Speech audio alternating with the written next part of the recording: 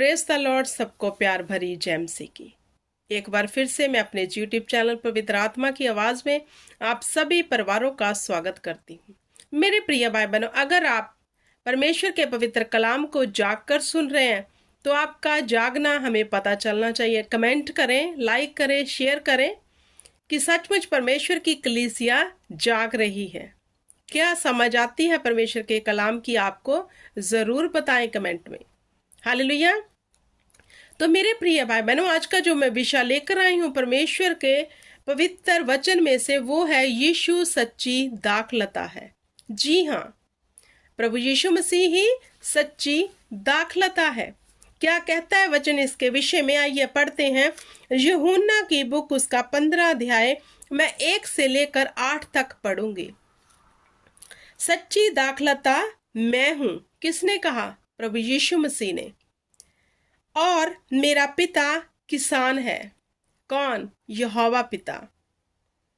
जो डाली मुझ में है और नहीं फलती, उसे वह काट डालता है, और जो फलती है उसे वह छांटता है ताकि और फले।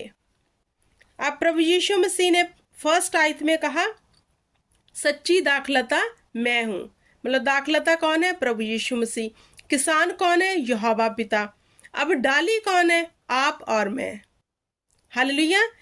आप और मैं क्या है? डाली हैं।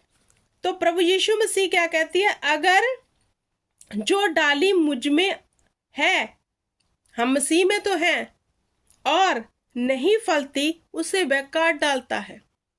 हालेलुया। अगर हम फलेंगे नहीं, फल लेकर नहीं आएंगे, तो प्रभु यीशु मसीह उसे काट डालता है। हम मसीह में तो हैं, लेकिन हमारे भीतर कोई फल नहीं है। जब परमेश्वर हमारे जीवन में झांकते हैं तो वह कोई फल हमारे जीवन में नहीं पाते। तो ऐसे मसीहों के लिए परमेश्वर कहते हैं कि वो डाली को मैं काट डालता हूं, और जो फलती है उसे मैं छांटता हूं। तो जो फल लेकर आते हैं मसीही लोग, परमेश्वर उसे छांटते हैं। हालेलुया। जैसे एक दरख्त है, तो वो बढ़ रहा है, तो उसको छांटना जरूरी है कि वो सही शेप में जाए। ऐसे ही जब हम परमेश्वर में बढ़ रहे हैं, उसके पवित्र कलाम में हम बढ़ रहे हैं, तो खुदाबंद हमें छांटता भी है, थोड़ा इधर से थोड़ा उधर से। हालेलुया। तो घबराना नहीं। हालेलुया। निराश मत होना, क्योंकि प्रभु यीशु मसीहा हमें परखते भी हैं। हालेलुया। तो आगे क्या कहता वचन? तुम तो उस वचन के कारण जो मैंने तुमसे कहा शुद्ध हो। कौन? आप और हम। जिसने प्रभु यीशु मसीह को ग्रहण कर लिया, प्रभु यीशु मसीह ने कहा तुमने तौबा की, मन फिराया, अब तुम मेरे वचन के कारण शुद्ध हो गए हो। अब देखना ये है कि ये शुद्धता हम में बनी हुई है या फिर नहीं।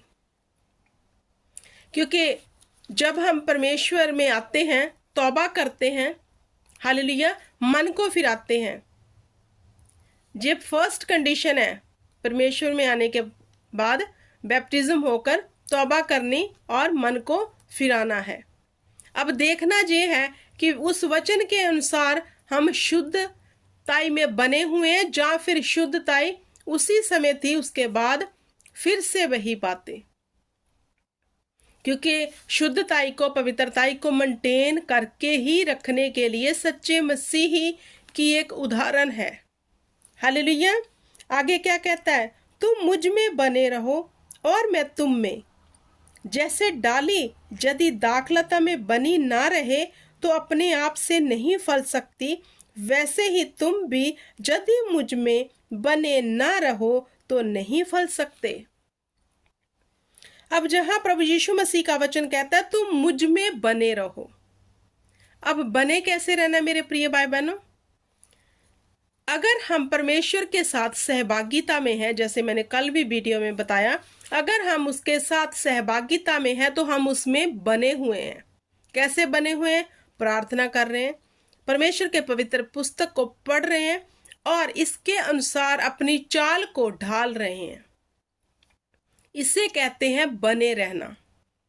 हालेलुया। जब आप कोई काम सीखते हो तो वह आप डेली जाते हो उसे सीखने, मतलब आप उस काम में बने हुए हो, तो एक दिन आप सीख लोगे। तो यहाँ परमेश्वर भी यही चाहता है, तुम मुझ में बने रहो और मैं तुम में। अगर हम परमेश्वर में बने हैं तो परमेश्वर भी हमारे साथ है। जैसे डाली यदि दाखलता में बनी ना रहे तो अपने आप नहीं फलती। अगर हम बने ना रहेंगे प्रभु यीशु के साथ तो हम फल नहीं सकते। ना तो आशीष आएगी, ना हमारे जीवन में चंगियाई आएगी, ना निराशा जाएगी, ना दुख जाएंगे, क्योंकि हम अपने आप कुछ भी कर नहीं सकते। ना तो हम प्रभु से अलग होकर अपने जीवन में चंगियाई को देख सकते हैं, ना हम प्रभु से अलग होकर अपने जीवन में बरकत को देख सकते हैं, ना हम प्रभु से अलग होकर अपने जीवन से निराशा को दूर कर सकते हैं। अगर हम उससे जुड़े रहें तो ही ये सब चीजें हमारे जीवन से चली जाएगी सदा के लिए। 5 में लिखा प्रभु ने, मैं दाखलता हूं, तुम डालियां हो। जो मुझ में बना रहता है और मैं उसमें, वह बहुत फलता है, क्योंकि मुझसे अलग होकर तुम कुछ भी कर नहीं सकते। प्रभु यीशु मसीह कहते हैं, मुझसे अलग होकर तुम कुछ भी कर नहीं सकते। नथिंग, कुछ भी नहीं। हालेलुया। आप अगर परमेश्वर से अलग हो, कोई वचन की गहराई में आप नहीं गए हो और पवित्रताई में भी आप नहीं हो, और अभी तक आपने परमेश्वर के वचन के अनुसार अपने जीवन को बिताना भी नहीं शुरू किया, तो हम कुछ भी कर नहीं सकते। तो प्रभु यीशु ने कहा, जो मुझ में बने रहेंगे बहुत फलेंगे। उनके ऊपर सारे आत्मिक दान और वरदान होंगे जो परमेश्वर में बने हैं, क्योंकि प्रभु यीशु मसीह ने कहा, मैं तुम्हारा मित्र हूं। तो मित्र जानता है दूसरा मित्र क्या करता है। हालेलुया। अगर हम उसमें बने हैं तो फलेंगे ही फलेंगे। आशीष भी होगी, चंगियाई भी होगी, शांति भी होगी। हालेलुया। हर एक वो बरकत हमारे जीवन में होगी जो प्रभु यीशु मसीह के साथ जुड़कर हमारे जीवन में आनी है। हालेलुया।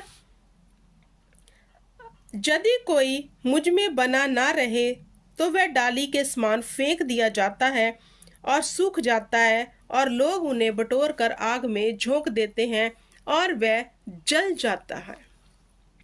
हालेलुया।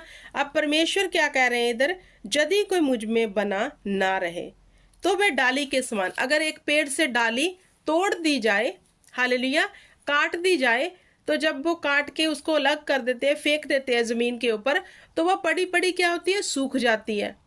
हालेलुया। जैसे गांव में लेडीज फिर जाती हैं बटोरने उस सूखी लकड़ी को, हालेलुया, तो वो लेके आती हैं और क्या करती हैं, अपनी आप उससे आग को जलाती हैं। अगर हमारा जीवन जे डाली सूखी हुई, प्रभु यीशु मसीह ने किसको कहा, हमको। हालेलुया। अगर हमारे जीवन में फल नहीं है, हम परमेश्वर में बने नहीं हुए, तो हम सूखे हुए हैं। ना तो बरकत है, ना चंगियाई है, दुख है, तकलीफ है, सब वो समस्याएं हैं। हम सूख चुके हैं। कोई तरलता नहीं, कोई हरियाली नहीं। जैसे ज़बूर में लिखा है 23 में, यहोवा तुम्हें हरी हरी जगहों पर चराएगा।